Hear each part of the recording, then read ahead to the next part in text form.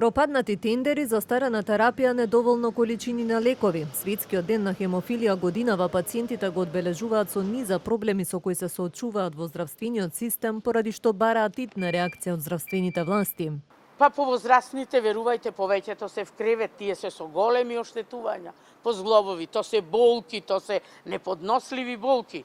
Меѓу другите работи, во немање на терапија, во одредени градови, луѓе кои не можеа веќе тие проблеми да ги поднесат, се вратија на стариот третман со криопреципитат.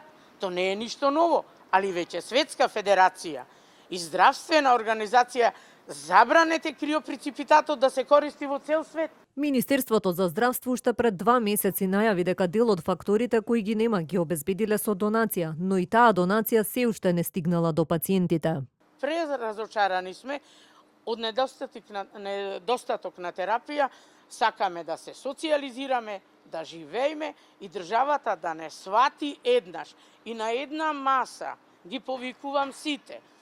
Фонд за здравство, Министерство, Центар за хемофилија, Сдружение, да седниме на едно место, да го решиме овај проблем и веќе се надевам од мај 2026 година ние да немаме никаков проблем и да имаме редовна терапија. Министерот за здравство денеска даде иста изјава како и пред 2 месеци. Тендерската документација била при крај и наскоро лековите ќе пристигнат. За донацијата пак на дел од лековите, која веќе стигната од Америка, али увели дека Агенцијата за лекови не може да даде зелено светло за употреба поради законски пречки и можно е лекот да биде вратен наместо да им се даде на пациентите. Ќе видиме, правиме напори да видиме да најдеме решение како може истиот да го ставиме во употреба, ако не ќе мора истиот да се врати надвор во земјата која што ни е донатор во Америка.